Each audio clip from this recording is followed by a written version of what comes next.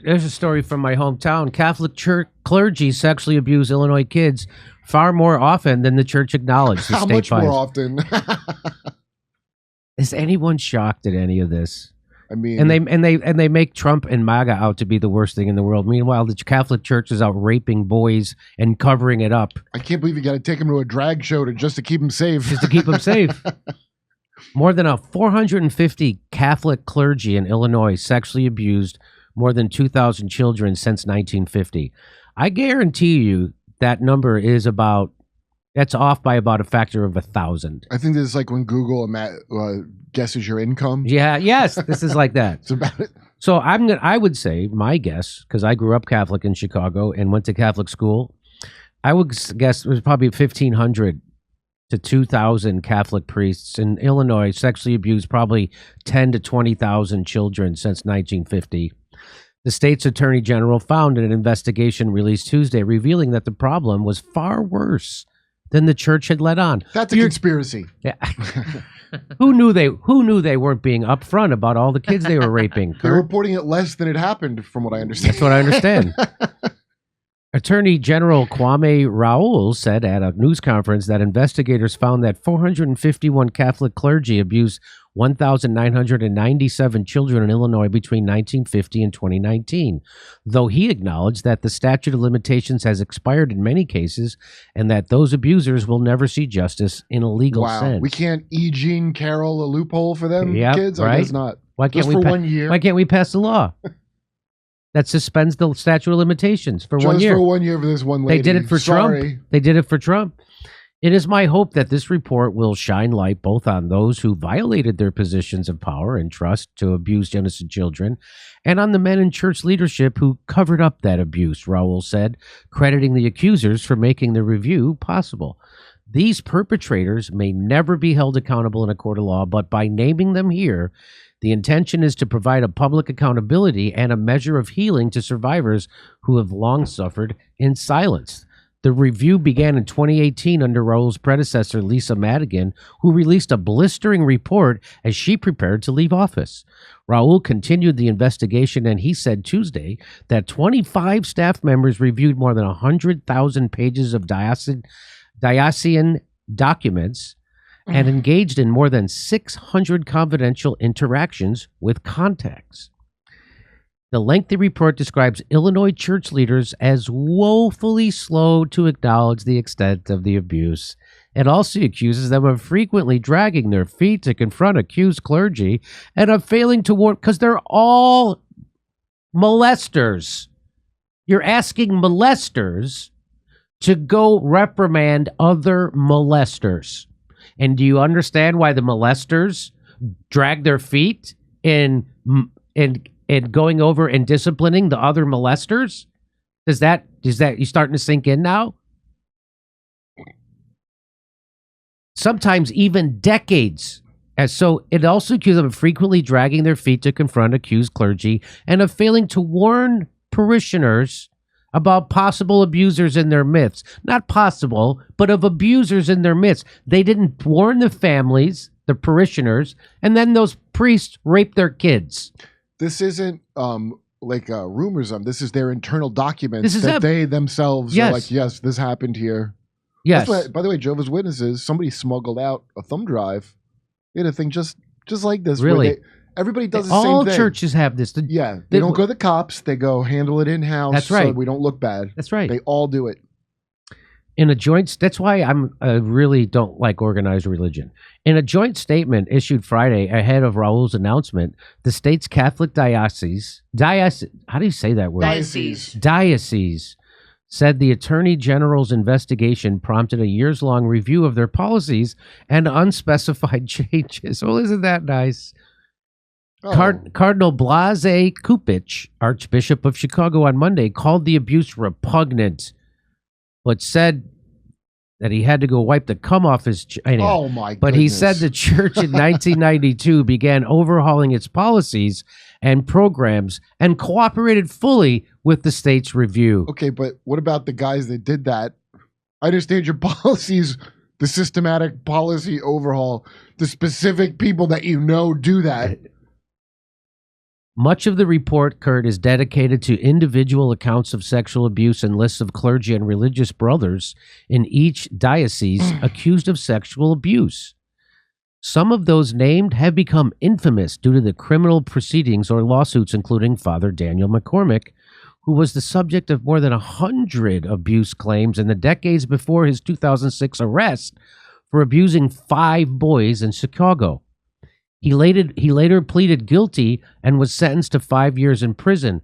Hold on. Hold on.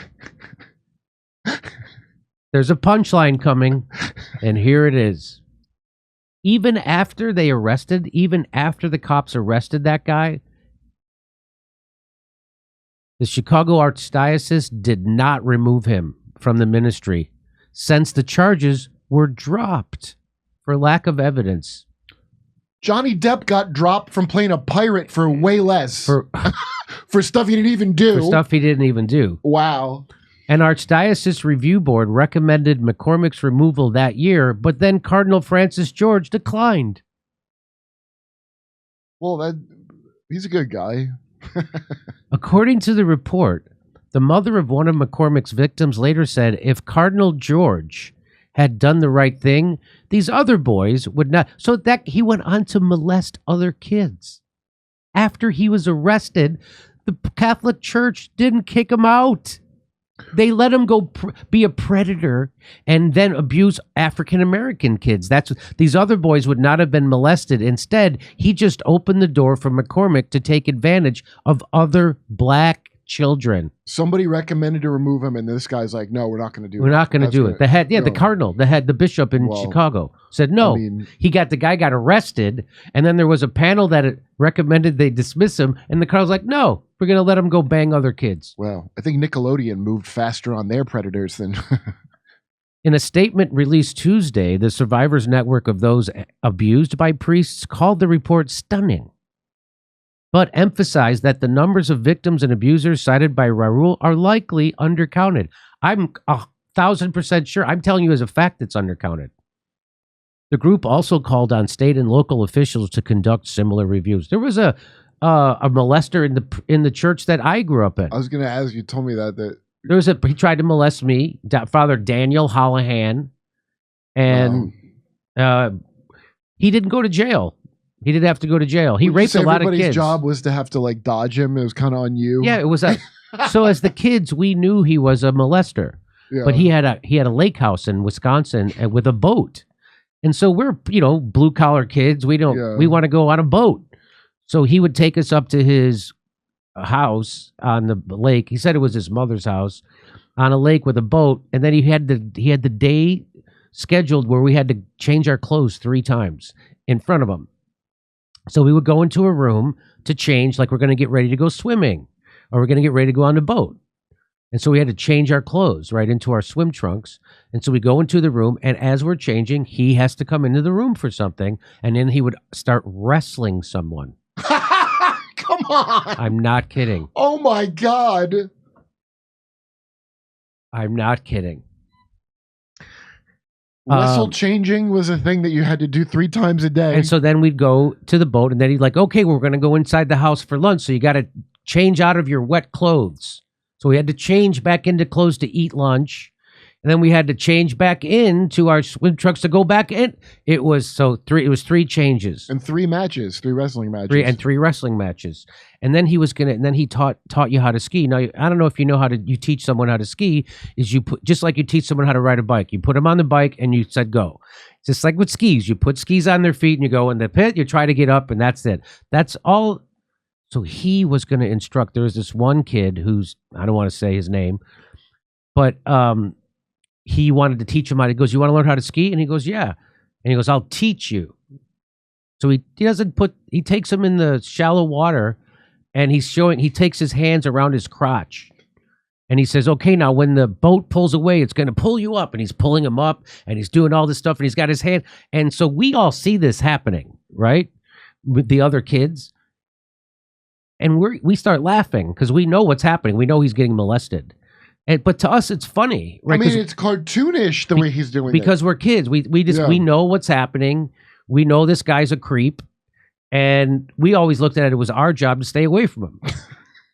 Right? Jesus. Like, you don't let him molest you, right?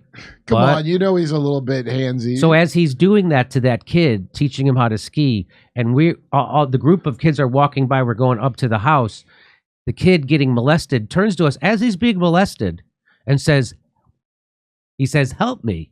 And we laughed. And we laughed. We were kids. It's the most Catholic story I've ever heard in my life. And we knew we couldn't tell our parents because we had already told our parents, and our parents castigated us for saying bad things about the priest. We called him Happy Hands Holohan. That was our nickname for him because he would always grab you. And we called him Happy Hands. And if the adults heard us calling him that, we got in trouble. It wasn't like, hey, what the hell is going on? No, it was like, you shut. That's, yep. I mean, how many people's parents, by the way, also got molested by priests and didn't say the thousands of years? I know. So here's the last slide. It says 1 in 20 Catholic priests in Illinois in the late 1980s were sexually abusing children. 1 in 20. Believe me, it was more than that. Well, I wonder why there's these criminal problems that are so extensive in the Chicago area. Why is it like that? Like just unleashing waves of molested poor kids on the world. Right. Yeah. So they say 1 in 20. I'm going to say it was much more than that. Much more than that. Much more than that. There's a reason people get killed in prison like that because a bunch of violent criminals had that happen to them. That's right. And they've got a lot of anger about it. Yeah, the prisoners, when they find out that if you're in prison for molesting, they want to kill you because they've been molested and they know what it did to them. Check out my new stand-up special, COVID Lies Are Funny, at jimmydore.com. Only $10. Become a premium member. We're going to be on tour in Northampton, Massachusetts, Syracuse, Cohoes, New York, Hartford, Los Angeles, Bakersfield, California, Baltimore, Maryland, and San Francisco, California. Plus, did we say Chicago? There's lots of stuff. Go to jimmydore.com for a link for tickets. See you there.